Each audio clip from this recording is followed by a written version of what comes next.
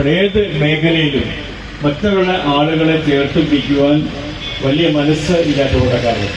ഞാൻ ഇല്ലാറ്റുകൂട്ടലെ വ്യാപാരി വ്യവസായ പ്രസിഡന്റ് എന്ന ഞാൻ നിങ്ങളെ പരിചയപ്പെടുത്തേണ്ട ആവശ്യമില്ല. ഇല്ലാറ്റുപേട്ടിൽ ഒരു പലിശരഹിത സംവിധാനം, നമുക്കറിയാം എന്തിനും പലിശ സംവിധാനത്തോടുകൂടിയാണ് നമ്മുടെ സമൂഹം മുന്നോട്ട് പോകുന്നത്. അതിനൊരു ദുരിതമായും നമ്മുടെ ആളുകളെ പലിശരഹിത സംവിധാനത്തിൽ കൂടി മുന്നോട്ട് കൊണ്ടുപോകാൻ ഇല്ലാറ്റുപേട്ടിലെ വ്യാപാരി വ്യവസായ യോഗ സമിതിക്ക് നിങ്ങളുടെയൊക്കെ വലിയ പിന്തുണയും സഹായവും കൊണ്ട് സംഗമം സൊസൈറ്റി എന്ന പേരിൽ നമ്മുടെ നാട്ടിൽ നടപ്പാക്കാൻ അത് വലിയ പ്രവർത്തനമായി കാണണമെന്നാണ് എനിക്ക് നിങ്ങളോട് അഭ്യർത്ഥിക്കാനുള്ളത്. അല്ലാതെ തന്നെ നമുക്ക് ഒട്ടേറെ സംഘടനകൾ, ഈ നന്മക്കൂട്ടം, ടീം എമർജൻസി, നമ്മുടെ നാട്ടിൽ എവിടെ എന്ത് പ്രശ്നമുണ്ടായാലും, കാരണം നമ്മുടെ അപകടത്തിൽപ്പെടുന്ന ആളുകളെ സംരക്ഷിക്കുവാനുള്ള വലിയൊരു കൂട്ടായ്മ, നൂറുകണക്കിന് ആളുകളുടെ ചെറുപ്പക്കാരുടെ വലിയൊരു കൂട്ടായ്മ, മറ്റേത് രംഗത്ത് എന്ത് ആവശ്യത്തിന് ഇല്ലാറ്റുപേട്ടയിൽ വന്നാലും ആളുകളെ സാമ്പത്തികമായി സഹായിക്കുന്ന ഒരു വ്യാപാരി സമൂഹം, എല്ലാ അർത്ഥത്തിലും നമ്മുടെ നാട് വളരെ പ്രശസ്തിയിലേക്ക് മുന്നോട്ട് പോകുമ്പോൾ ചില ആളുകളുടെ ഭാഗത്തു നിന്ന് വിരാറ്റുപേട്ടയെ കുറിച്ച് എന്തൊക്കെ ചില പ്രശ്നങ്ങൾ ഉണ്ട് എന്നുള്ളത് അതൊരിക്കലും ശരിയല്ല എന്ന് തെളിയിക്കുവാൻ ഈ ഫെയ്സ് പോലെയുള്ള സാംസ്കാരിക സംഘടനയ്ക്ക് തീർച്ചയായും സാധിക്കും. ആ മതേതര ജനാധിപത്യ മൂല്യങ്ങൾ ഉൾക്കൊള്ളുന്ന പുരോഗമന കാഴ്ചപ്പാടുള്ള കുറച്ചാളുകൾ രൂപീകരിച്ച ഈ സംഘടന 25 വർഷം പിന്നിടുകയാണ്. ഇത് ഉദ്ഘാടനം ചെയ്തത് മലയാളത്തിൻ്റെ യശസ്വിയായ കവി കടമ്മനിട്ട രാമകൃഷ്ണനാണെന്ന് കേട്ടപ്പോഴേ ഈ സംഘടനയെക്കുറിച്ച് എനിക്കൊരു ഏകദേശ ബോധ്യം ഉണ്ടായിരുന്നു. ഫൈനാൻസ് ക്ലബ് ഈരാറ്റുപേട്ട എന്ന പേരിൻ്റെ ചുരുക്കമാണെങ്കിൽ പോലും ഈരാറ്റുപേട്ടയുടെ ഒരു സാംസ്കാരിക മുഖമായിട്ട് കഴിഞ്ഞ 25 വർഷത്തിനുള്ളിൽ ഫെയ്സിന് മാറാൻ കഴിഞ്ഞു എന്നുള്ളതാണ് ഏറ്റവും ശ്ലാഘനീയമായൊരു കാര്യം. ഇന്ന് ഫെയ്സ് സംഘടിപ്പിച്ച ഒരു സാഹിത്യ കൂട്ടായ്മയിൽ ഉച്ചയ്ക്ക് ശേഷം എനിക്ക് പങ്കെടുക്കാൻ കഴിഞ്ഞു. അപ്പോഴെനിക്ക് ബോധ്യം വരുന്നത് ഫെയ്സിൻ്റെ ഭാഗമായിട്ടുള്ള സാഹിത്യ കൂട്ടായ്മയിൽ 200-ലധികം അംഗങ്ങളുണ്ട് എന്നുള്ളത്. ഈരാറ്റുപേട്ടയ്ക്ക് ഒരു വ്യാവസായിക സ്വഭാവമുള്ളൊരു സമൂഹമാണ് ഞാൻ എൻ്റെ മനസ്സിൽ കണ്ടിരുന്നത്. പക്ഷേ ഇവിടെ നിന്ന് വന്നപ്പോഴാണ് എനിക്ക് ബോധ്യം വന്നത്, കൂട്ടായ്മയിൽ പങ്കെടുക്കുകയും അവിടെ ഉയർന്നു വന്ന ചോദ്യങ്ങളും നിർദ്ദേശങ്ങളും ഒക്കെ കേട്ടപ്പോഴാണ് എനിക്ക് ബോധ്യം വന്നത് എഴുത്തിൻ്റെ ലോകത്ത് അല്ലെങ്കിൽ സർഗാത്മക ലോകത്ത് എത്രത്തോളം പ്രബുദ്ധതയുള്ള ഒരുപറ്റം പ്രവർത്തകരാണ് ഈ ഫെയ്സിന്റെ പിന്നിലുള്ളത്. ഒരുപാട് സന്തോഷം തോന്നിയൊരു കാര്യം, ഫെയ്സ് ഏറ്റവും അധികം പ്രാധാന്യം കൊടുത്തതും ഊന്നൽ നൽകിയതും ഈരാറ്റുപേട്ടയിലെ പാരിസ്ഥിതിക പ്രശ്നങ്ങളിലാണ് എന്നുള്ളതാണ്. ഈ ഫെയ്സിന്റെ ഈ സിൽവർ ജൂബിലി സമ്മേളനത്തിൽ പങ്കെടുക്കുന്നത് വളരെ സന്തോഷത്തോടെയാണ്. അങ്ങനെ പറയാൻ കാര്യം, നമ്മുടെ നാടിന്റെ ഒരു മുഖം പ്രതിഫലിപ്പിക്കാൻ ഫെയ്സിന് കഴിയുന്നു.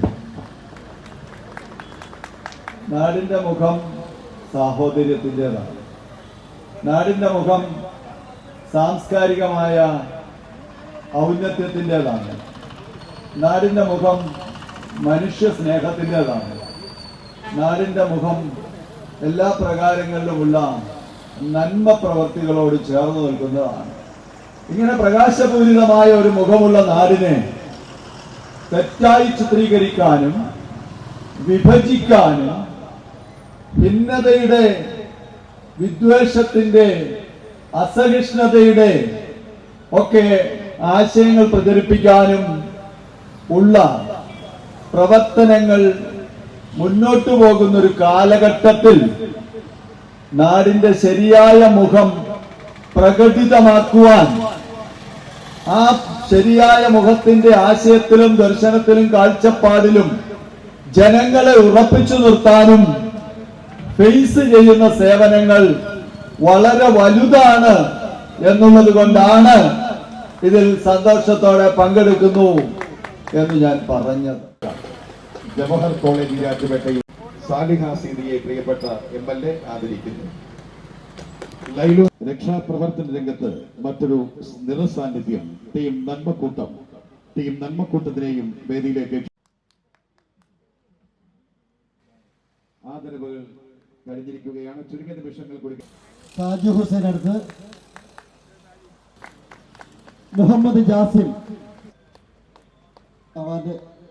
സാഹചര്യത്തിലൂടെ നമ്മളെല്ലാവരും ആ ഒരു പ്രശ്നത്തെ അതിജീവിച്ചുകൊണ്ട് മുന്നോട്ട് പോകുമ്പോൾ കല എന്ന് പറയുന്ന സംസ്കാരത്തെ, കല എന്ന് പറയുന്ന ഒരു സംസ്കാരം എല്ലാ കാലങ്ങളിലും അതിൻ്റെ തൂലിക ചലിപ്പിച്ചുകൊണ്ടിരുന്നത് പ്രാദേശികമായിട്ടുള്ള പ്രശ്നങ്ങളെ, സംഭവ വികാസങ്ങളെ ആ തൂലികയിലൂടെ ജനങ്ങളിലേക്ക് എത്തിച്ചുകൊണ്ട് വലിയ രീതിയിലുള്ള മുന്നേറ്റം കുറിച്ച് മുന്നോട്ട് പോയിക്കൊണ്ടിരുന്ന ഒരു കാലഘട്ടമായിരുന്നു നമുക്ക് ഈ സോഷ്യൽ മീഡിയയും മറ്റിതര നൂതന സംവിധാനങ്ങളും വരുന്നതിന് മുമ്പ് ഉണ്ടായിക്കൊണ്ടിരുന്നത്. വായനയിലൂടെയും ഇതുപോലുള്ള നമ്മുടെ മഹാരഥന്മാരായിട്ടുള്ള അല്ലെങ്കിൽ ഇതിഹാസ പുരുഷന്മാരുടെയൊക്കെ ചരിത്രങ്ങൾ പറയുകയും കേൾക്കുകയും അത് വരും തലമുറയിലേക്ക് എത്തിച്ചു കൊടുക്കുകയും ചെയ്തുകൊണ്ടിരുന്ന വലിയൊരു പ്രതിഭാസം നമ്മുടെ കലാ സാംസ്കാരിക സംവിധാനത്തിലൂടെ നടമാടിക്കൊണ്ടിരിക്കുകയായിരുന്നു. എന്നാൽ ഇന്ന് അതിനെല്ലാം നമ്മുടെ ഉദ്ഘാടകൻ സൂചിപ്പിച്ചതുപോലെ തന്നെ അതിനെല്ലാം മൂല്യച്യുതി വന്നുകൊണ്ട് ഇന്നതേ പറയാവുള്ളൂ, ഇന്നതേ ആവർത്തിക്കാവുള്ളൂ, അല്ലെങ്കിൽ സത്യസന്ധമായിട്ടുള്ള കാര്യങ്ങളെ ജനങ്ങളിലേക്ക്, ജനഹൃദയങ്ങളിലേക്ക്, പ്രേക്ഷകരിലേക്ക് എത്തിക്കുമ്പോൾ അതിനെ വളച്ചൊടിച്ചുകൊണ്ട് അതല്ല സത്യം, യാഥാർത്ഥ്യം അതല്ല, യാഥാർത്ഥ്യത്തെ നിഷ്കാസനം ചെയ്തുകൊണ്ട് അല്ലെങ്കിൽ ഉന്മൂലനം ചെയ്തുകൊണ്ട് ചിലരൊക്കെ ആഗ്രഹിക്കുന്നത് പോലുള്ള സംവിധാനങ്ങൾ ജനങ്ങളിലേക്ക് അല്ലെങ്കിൽ വരും തലമുറയിലേക്ക് എത്തിക്കണമെന്നുള്ള ഒരു സാഹചര്യത്തിൽ നമ്മൾ നിൽക്കുമ്പോഴാണ് തീർച്ചയായിട്ടും ഇതുപോലുള്ള സാംസ്കാരിക കൂട്ടായ്മയ്ക്കും അതുപോലെ സാംസ്കാരിക പ്രവർത്തനങ്ങൾക്കും കൂടുതൽ ഉത്തരവാദിത്ത ബോധം ഉണ്ടാകുകയും കൂടുതൽ കാര്യങ്ങളിലെ കരുത്താർജിച്ചുകൊണ്ട് മുന്നോട്ട് പോകേണ്ടതായിട്ടുള്ള ഗതിവിഗതികൾ ഉണ്ടാകുകയും ചെയ്യും.